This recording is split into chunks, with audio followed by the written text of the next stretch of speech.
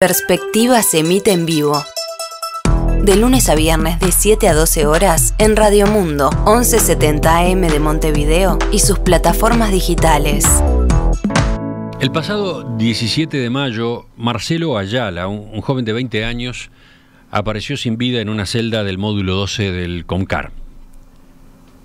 La muerte de Ayala pudo haber quedado perdida en las noticias policiales como uno de los tantos decesos que ocurren en el sistema carcelario cargado de problemas.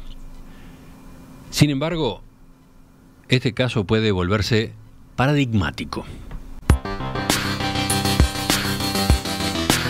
Según el comisionado parlamentario Juan Miguel Petit, Ayala no debía haber estado en el CONCAR, ya que padecía retardo mental y trastornos psiquiátricos que hacían inviable su reclusión en una cárcel común como había dispuesto la justicia. Petit sostuvo que este caso es revelador de que la Administración de Justicia y la Administración Penitenciaria tienen fallas estructurales y sistémicas, porque personas como Ayala tendrían que ser derivados a servicios médicos especializados o a un sistema de medidas sustitutivas eficientes y continentes. Bueno, a raíz de esta situación, Petit presentó un informe especial con varias recomendaciones dirigidas al Ministerio del Interior, al Instituto Técnico Forense del Poder Judicial y a ACE, la Administración de los Servicios de Salud del Estado, para que se mejore, entre otros puntos, la atención a la salud mental en las cárceles. Vamos a profundizar en esta historia y en las recomendaciones. Estamos con el doctor Juan Miguel Petit, comisionado parlamentario para el sistema carcelario. Doctor Petit, buen día. Gracias por acompañarnos. Buen día Emiliano, buen día Romina, todo el equipo y la audiencia de ustedes. Mucho gusto estar en el programa. Comencemos con este caso que motivó este informe, la muerte de Marcelo Ayala, un joven de 20 años que, se aclara, tenía retraso mental y trastornos psiquiátricos y que ahora, bueno, en los últimos días estaba preso en el CONCAR, una unidad psiquiátrica del CONCAR. ¿Las causas de la muerte están siendo investigadas todavía? Sí, las causas están siendo investigadas por la Fiscalía, digamos, las causas finales. Nosotros hacemos de la oficina un estudio de las muertes en custodia, un relevamiento, y aunque no se pueda creer, recién en el año 2016, por allí, empezó el sistema penitenciario a cuantificar y llevar una estadística y hacer una investigación investigativa mínima de las muertes en custodia. Las muertes en custodia, hay un criterio internacional, es las muertes en custodia, o sea, cuando alguien muere estando en un ámbito estatal, todas ellas son sospechosas de criminalidad o de negligencia del Estado y deben ser investigadas.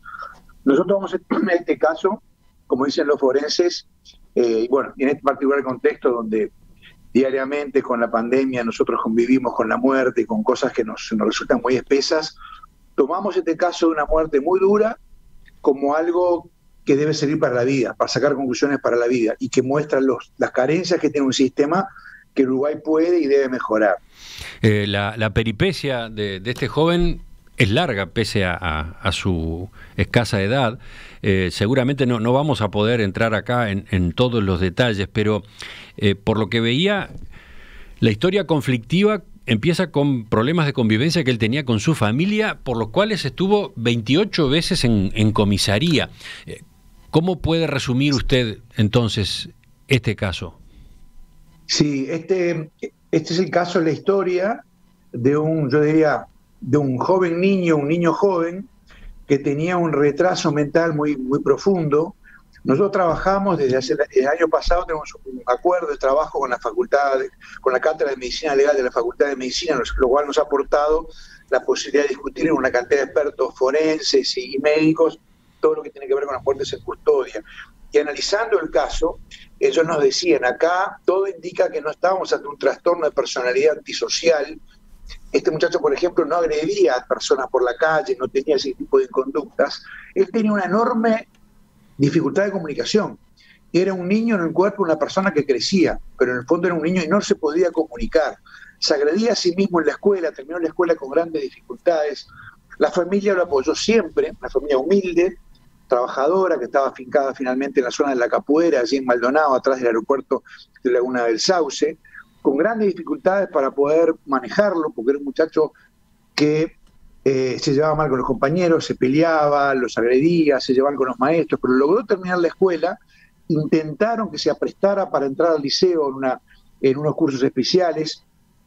No se logró, pero siempre estuvieron atrás de él. Consultas en policlínicas, en el hospital de Maldonado, con las maestras. Hay una carpeta enorme a la cual accedimos nosotros, donde se muestra esa lucha de la familia por lograr que este muchacho tuviera un contexto adecuado. Y bueno, todo va desembocando en esa conflictiva relación con la familia, con el padre. Se le aplica primero en la justicia de familia una tobillera electrónica, un mecanismo de rastreo electrónico con una orden de no acercamiento. Cuando se acerca, se pasa de la justicia de familia a la justicia penal. Hay nuevos acercamientos de él, tenía una relación de nuevo conflictiva, y eso desemboca primero en un procesamiento sin prisión, por siempre vinculado a lo mismo, la rotura de la tobillera y el incumplir la orden de acercamiento. Luego tiene un primer procesamiento donde está una segunda condena, donde está 15 días en la cárcel de Maldonado, sale de esa cárcel, se cambia la medida cautelar, pero luego al poco tiempo vuelve a tener un problema con la tobillera. Curiosamente, fíjense, cuando usted habla de problemas con la tobillera, capaz que conviene aclarar de qué se trata, ¿no? De qué era lo que ocurría. Sí. La tobillera es un dispositivo que va, digamos, al tobillo, pero también tiene un pequeño aparatito que es como un celular, que es el mecanismo del rastreo. Él la tenía que cargar 3 veces por día. Él vivía en una pieza al fondo de su familia donde no tenía ni luz ni agua, por lo cual iba con la tobillera a cargarla a veces a un supermercado y a veces a la propia comisaría. O sea, y él se enojaba con la tobillera. De nuevo, recordemos, tenía un retraso mental importante y le costaba muchísimo la relación con el mundo que lo rodeaba. Él va a la comisaría a cargar la tobillera, se enoja porque demoran, se saca la tobillera, insulta, agravia, lo quieren detener, se pelea, hay una situación allí de violencia con los funcionarios, y eso desemboca en un procesamiento que utiliza para valorar como imputable la pericia del anterior conflicto que había tenido en el mes de febrero. Es una pericia que fue utilizada, una pericia anterior, de un mes y poco anterior. Y bueno, y allí empieza... O sea, a ver, como por un tubo estuvo catalogado como imputable, entonces. Claro, exactamente.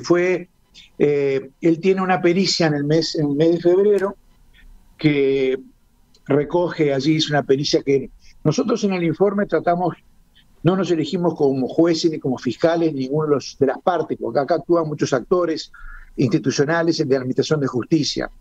Tratamos de decirnos, ubicarnos en el lugar de que aquí lo que pasó, acá se cayó un avión. O sea, acá hay una serie de grandes incidentes que provocan una catástrofe. Un joven con retraso mental que nunca debió haber entrado a una cárcel, termina entrando a una cárcel y muere después por un proceso que ustedes no saben exactamente si tuvo que ver con la medicación, con la administración de la medicación o con otro tipo de concausas. Pero sí, a ver, efectivamente, una valoración de imputabilidad. ¿Cómo fue esa valoración de imputabilidad? Bueno, esa es una entrevista que se le lleva a hacer a Montevideo. Él estaba de nuevo, vivía en Maldonado, se le hace en Montevideo. Es una entrevista y nosotros la recomendación que hacemos al Poder Judicial, porque yo creo que también está muy bueno poder hablar del Poder Judicial y que el Poder Judicial también plantee sus problemas. Nosotros siempre cuando hablamos de política pública, todos hablamos muchísimo del Poder Ejecutivo, todos criticamos distintas cosas de los distintos poderes ejecutivos, hablamos de los legisladores, criticamos a los legisladores, pero muchas veces no hablamos del poder judicial. El poder judicial es también un poder del Estado, un poder político, y está muy bueno que el Poder Judicial pueda discutir y también presentar cuáles son sus carencias, cuáles son sus problemas, por ejemplo, de recursos para la defensa pública, para la valoración de los justiciables, para la valoración de los ciudadanos, para gestionar la administración de justicia.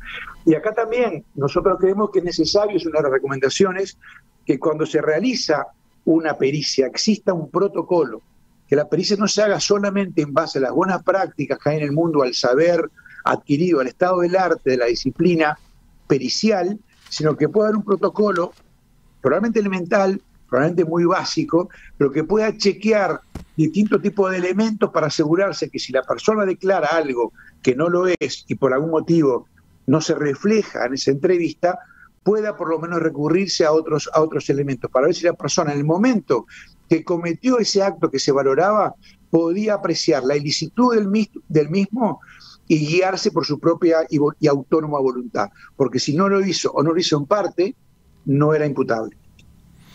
Ahora, hay oyentes que preguntan algo todavía previo a esto de declararlo imputable o inimputable. ¿Una persona con retraso pasa por un proceso judicial normal? Bueno, puede ser conducido. Se supone justamente que hay una serie de filtros que deben detectar que esa persona, de nuevo, el criterio es que pueda valorar la ilicitud de lo que hacía y que pueda determinar su voluntad según su apreciación. La imputabilidad puede ser total o parcial. Hay doctrina que entiende que aún siendo parcial se debe valorar como que sea total. Los filtros, por supuesto, existen, y la persona, una vez que es conducida y se ve que no es imputable, obviamente no ingresa a la cárcel, podrá ser derivado a un tipo de centro de salud, a su familia, a otro tipo de medidas, pero no puede ser condenado penalmente.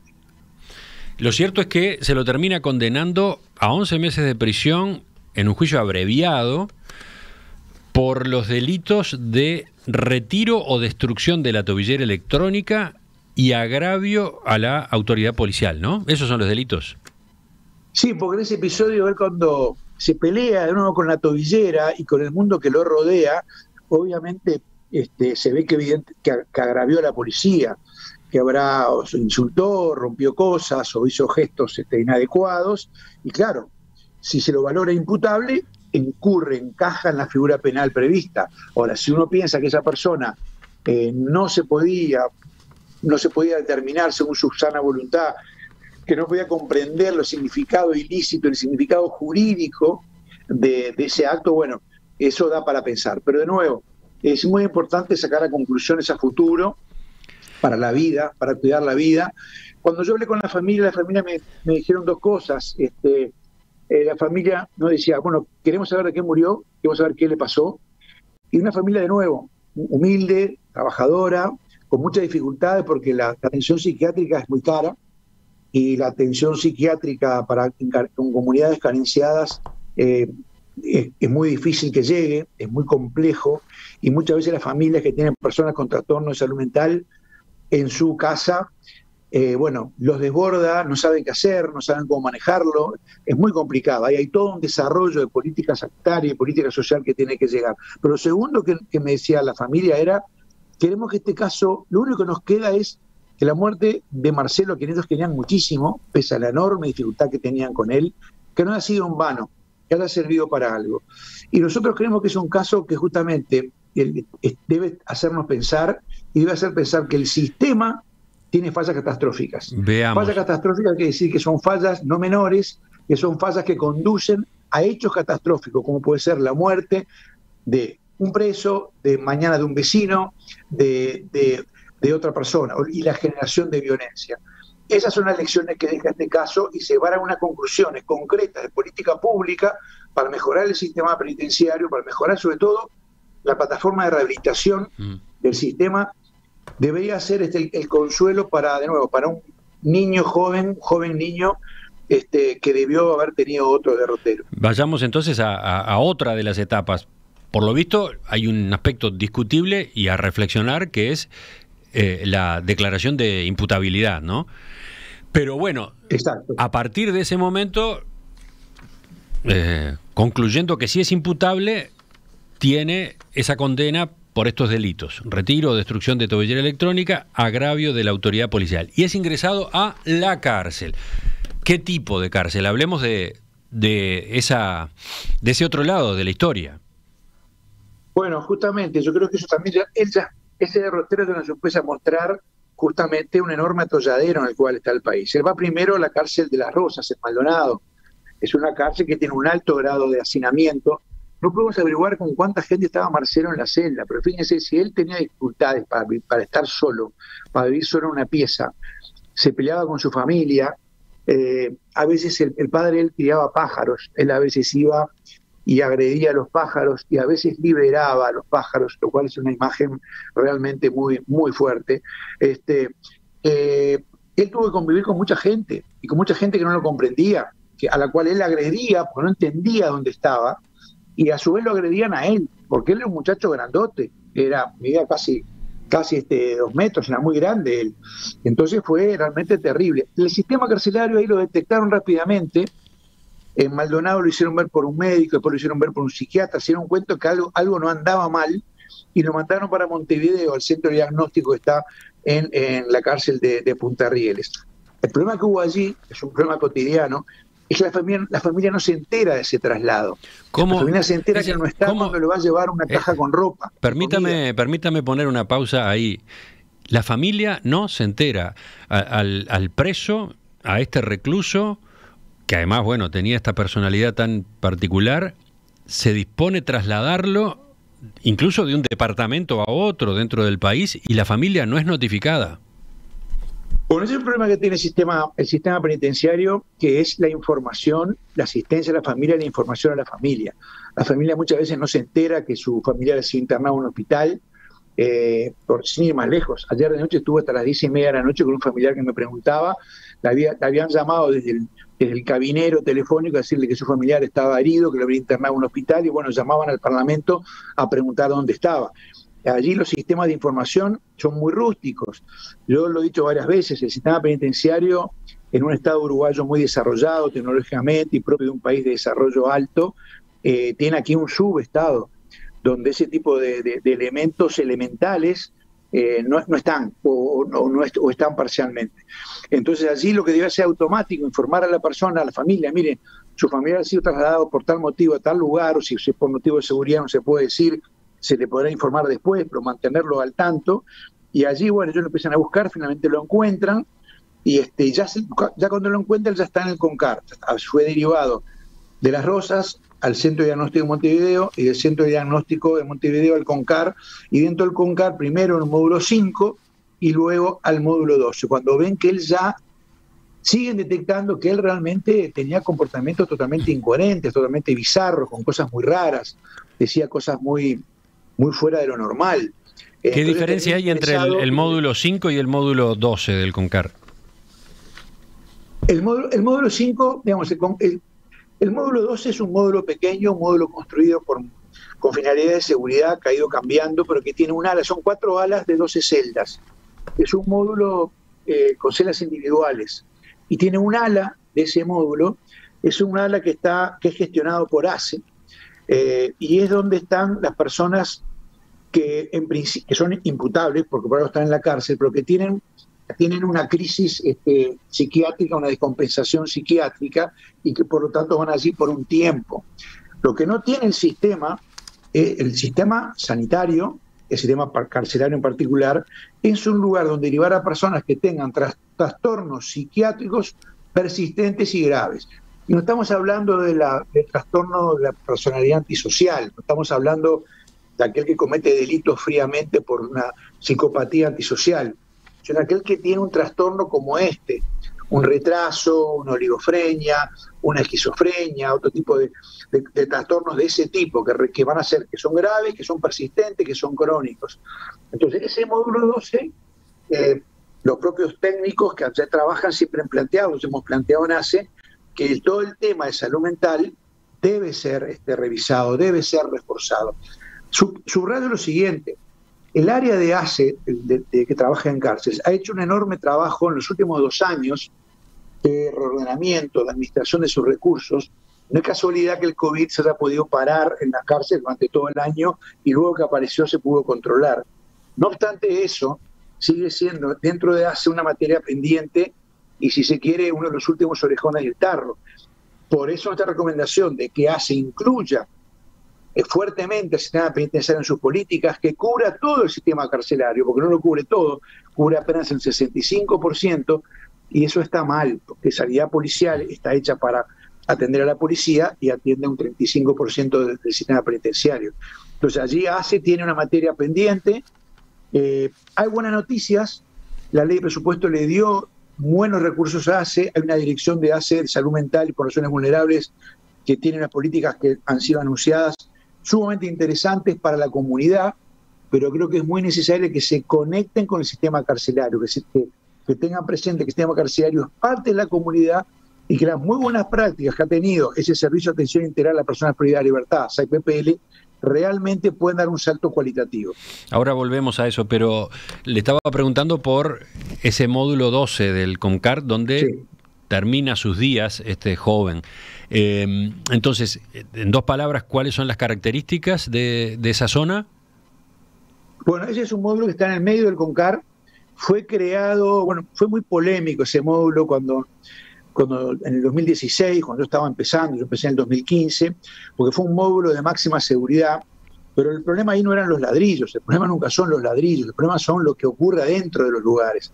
El módulo en sí mismo es un módulo fuerte, es un módulo que tiene de nuevo 4 alas de 12 celdas, tiene un patio para cada ala, celdas individuales que son correctas, muy correctas en su diseño, tienen 2 puertas, una pequeña ducha, la cama y una pequeña mesa de trabajo, una ventana que da un patio. O sea, el lugar en sí no es problemático. Lo que ha tenido ese lugar que ahora ha ido cambiando su uso, y en realidad cada una de las 4 alas tiene cosas distintas. Hay un ala que es para personas que tienen problemas de seguridad, hace poco se han llevado allí unos internos justamente con esa característica. Hay otras alas con personas con este tipo de situaciones. En un momento había personas con tuberculosis o reponiéndose de tratamientos por tuberculosis, por VK, y hay solamente un ala que es manejada por ACE, donde están las personas con trastornos psiquiátricos. Pero de nuevo, pero usted dice que no es el servicio adecuado para el tratamiento de un caso como este, dice usted. Claramente, porque, digamos, es como un pequeño hospitalito psiquiátrico adentro en el corazón de una cárcel. Y la atención de estos pacientes, cuando tienen trastornos crónicos, permanentes, que no es solamente una persona que, tiene una depresión o tuvo un intento de autoeliminación y por unos días está controlado y medicado y después vuelve, no a su casa cuando está en su casa, pero si no vuelve a su hábitat natural o natural por un tiempo, que es el pabellón o el módulo donde está. Son lugares que requieren una sintonía muy fina, una atención psiquiátrica permanente, una enfermería muy adecuada y muy hora a hora por el tipo de medicación que se da.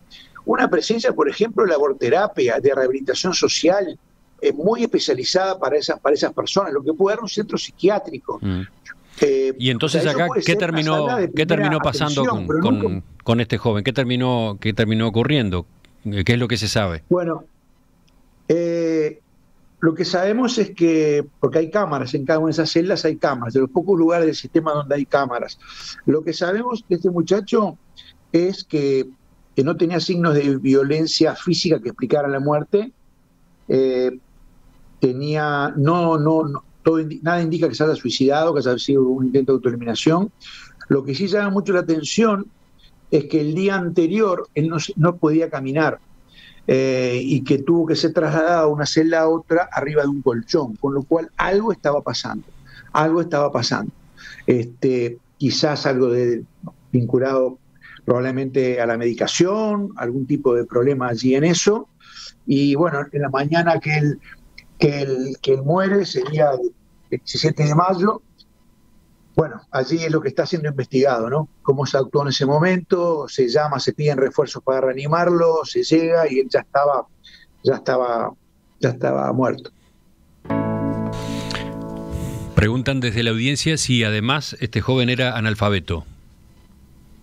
No, bueno, no. Él hizo la escuela con gran esfuerzo, terminó la escuela, pero tenía siempre en los informes educativos se ve que tiene grandes dificultades para poder escribir y para hacer cuentas. Dibujaba su firma y le costaba mucho leer y escribir, pero había terminado la escuela y parcialmente entendía. Pero digamos que era, quizás se puede decir que era analfabeto funcional, pero bueno, no tenía claramente comprensión de la lectoescritura y de las cuentas.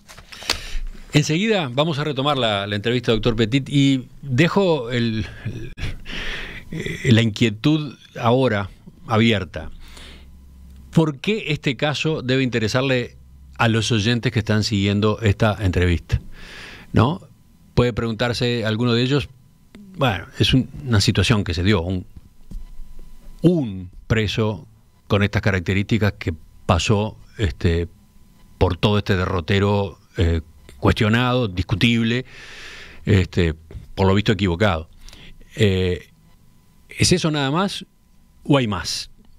¿Cuántos de estos casos, cuántos Marcelo Ayala hay, por lo menos a partir de su experiencia? Lo vemos enseguida. El 17 de mayo, un joven de 20 años con retraso mental y trastornos psiquiátricos apareció muerto en el Concar, donde estaba preso. Según el comisionado parlamentario para las cárceles, Juan Miguel Petit, se trata de un caso paradigmático que revela fallas estructurales y sistémicas, tanto en la justicia como en el sistema penitenciario.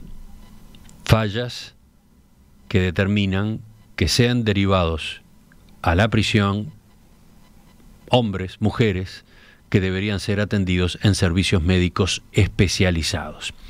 Sobre su informe, sobre sus recomendaciones, estamos conversando justamente con el doctor Petit. Yo dejaba un par de preguntas abiertas antes de la pausa, doctor Petit, pero la primera sería, ¿cuántos Marcelo Ayala existen? Bueno, hay muchos y de hecho estamos siguiendo otros casos y sabemos que hay muchos que están justamente subdiagnosticados porque la presencia de ACE está limitada a un 65% de las cárceles y sanidad policial no está hecha para cubrir las cárceles. La cobertura que hace en el interior a veces no puede ser la adecuada porque no está concebido ni diseñado para atender un sistema carcelario con la integralidad que tiene que tener toda la cobertura médica.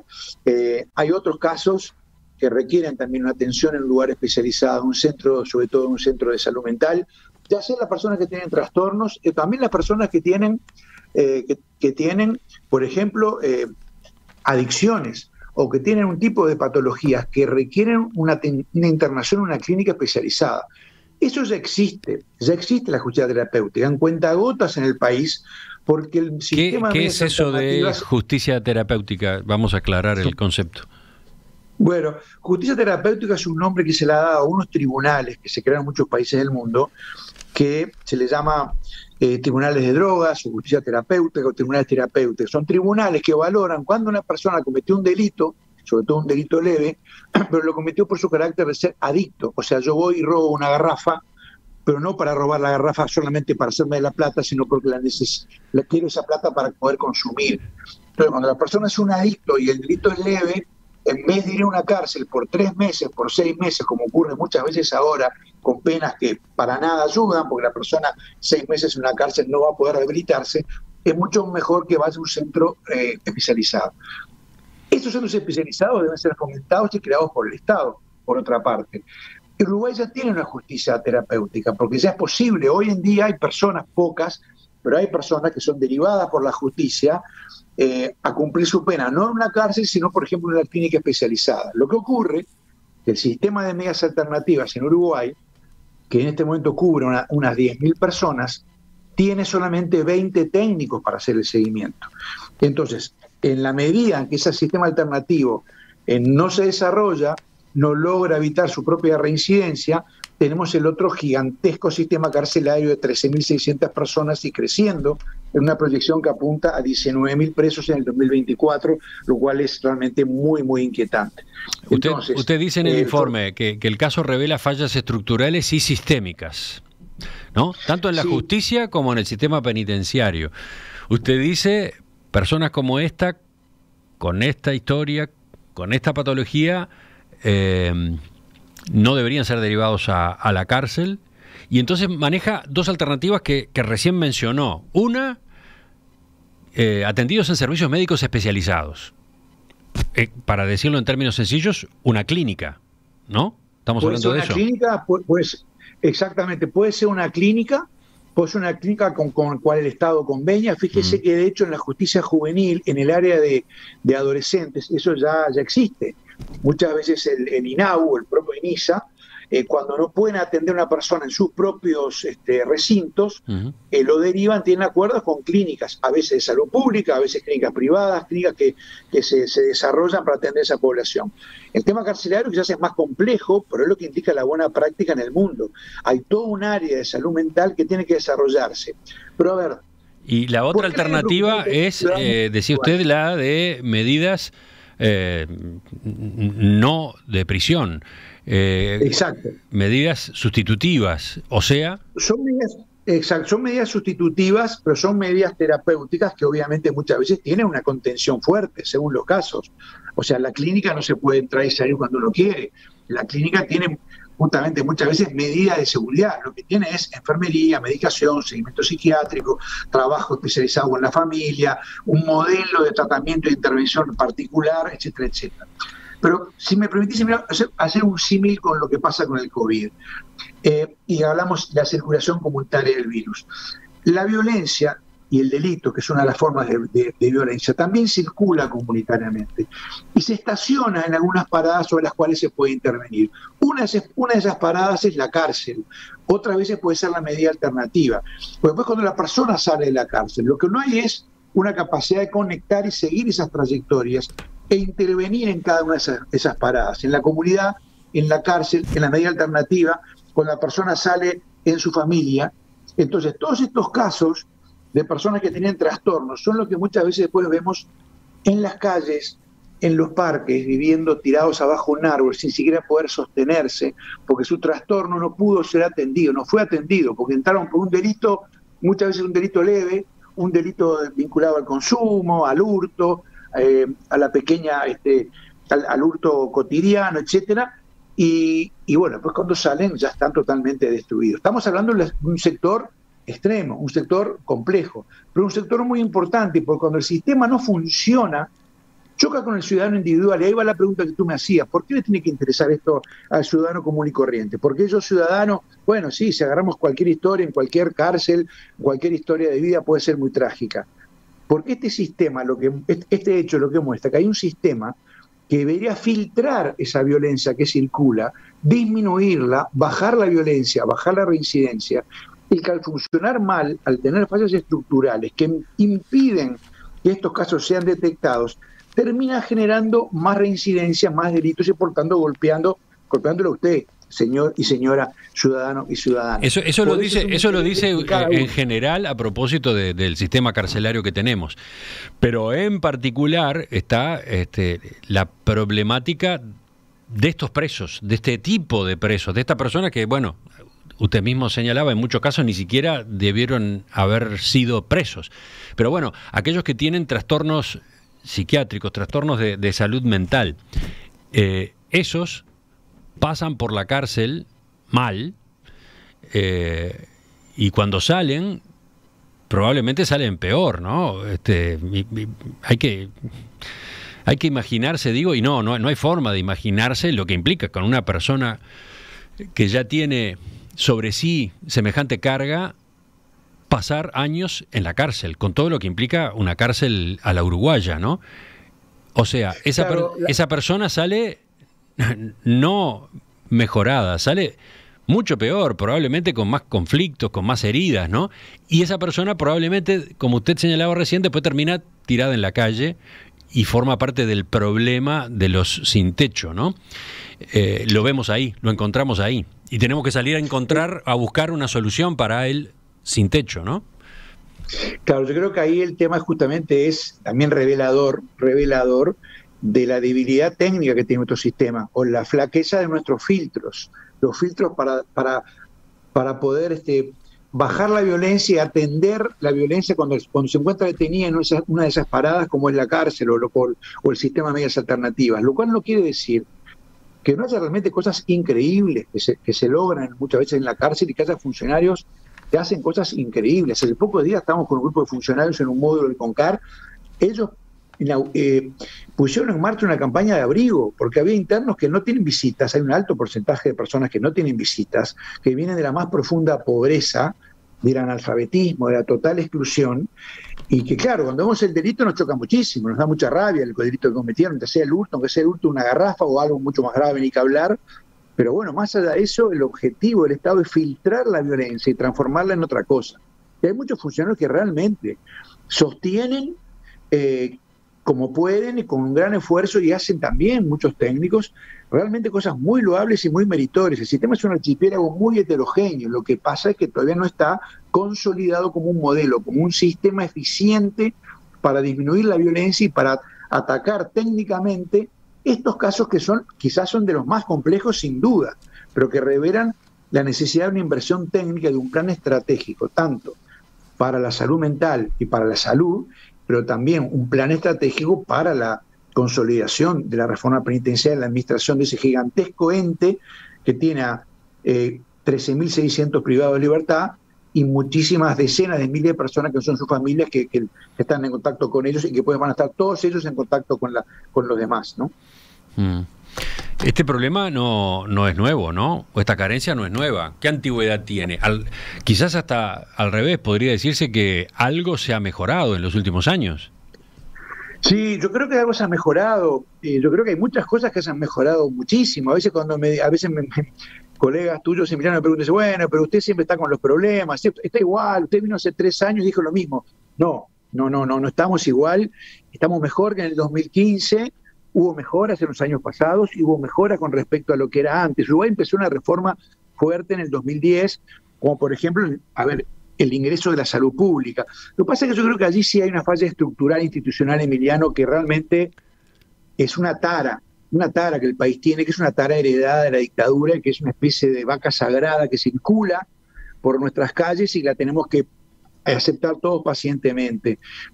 Y es que en Uruguay no tiene un Ministerio de Justicia, porque ¿quién se debe ocupar de esta cosa? El comisionado parlamentario, yo adoro la oficina, me entusiasma esta tarea igual que el primer día, y la hacemos con pasión con el resto del equipo, que es un equipo extraordinario. Pero ¿quién debe ser responsable de que haya un sistema de administración de la ejecución penal de acuerdo a los estándares internacionales? Bueno, de hecho depende del Ministerio del Interior, quien lo debe liderar el Ministerio del Interior. Pero ahí tenemos una gran falla estructural. El Ministerio del Interior es de hecho el Ministerio de Seguridad Pública. ¿Qué se le pide a un ministro del Interior? Si Emiliano, si tú fueras ministro del Interior, si yo fuera el ministro del Interior, lo primero que me pide la gente, y lo que yo voy a cuidar con la plata que tenga, va a ser que no haya delitos, que haya seguridad pública, que haya vigilancia, que haya controlar las migraciones, etcétera, etcétera. La seguridad pública. Y la cárcel va a ser la última prioridad. Ningún ministro del Interior se ha ido aplaudido por inaugurado aulas.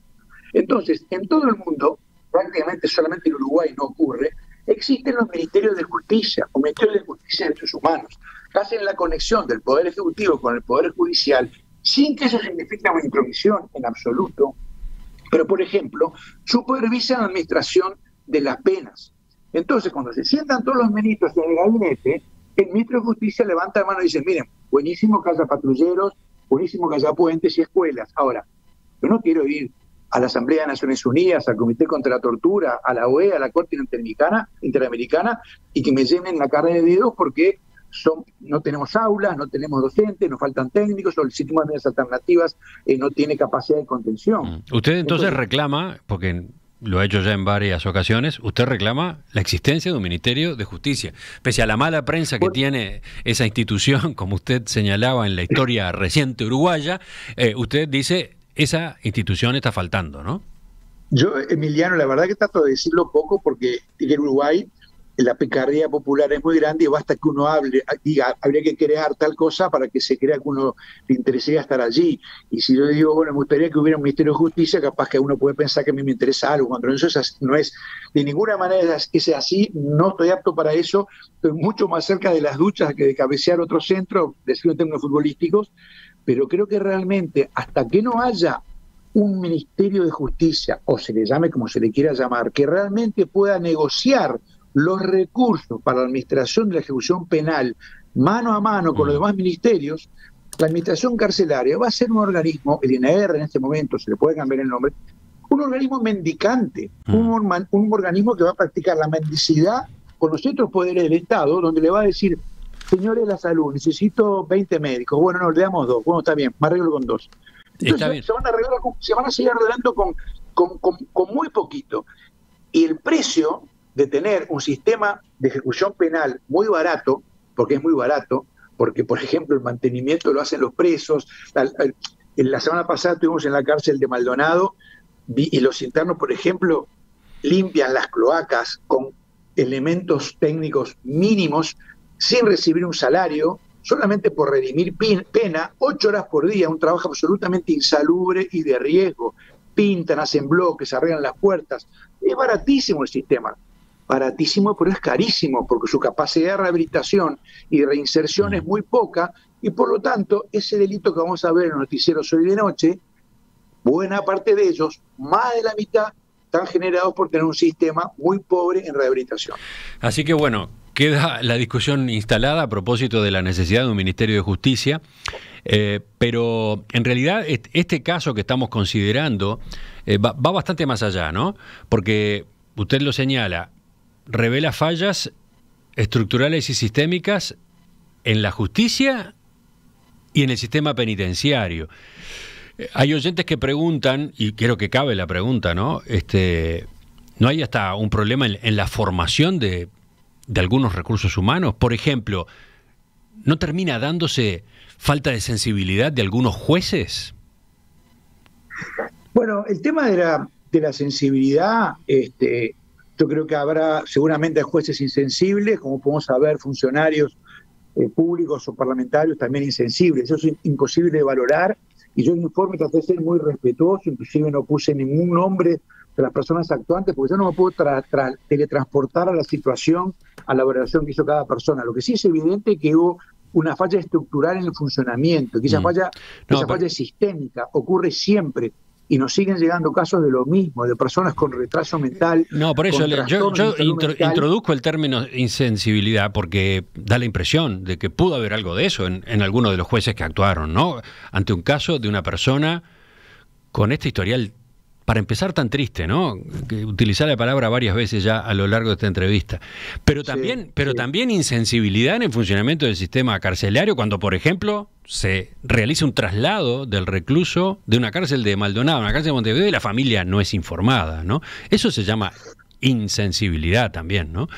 Pero bueno... Lo que ocurre... es que el sistema tiene que funcionar en base a normas, a procedimientos, y a que funcione en automático.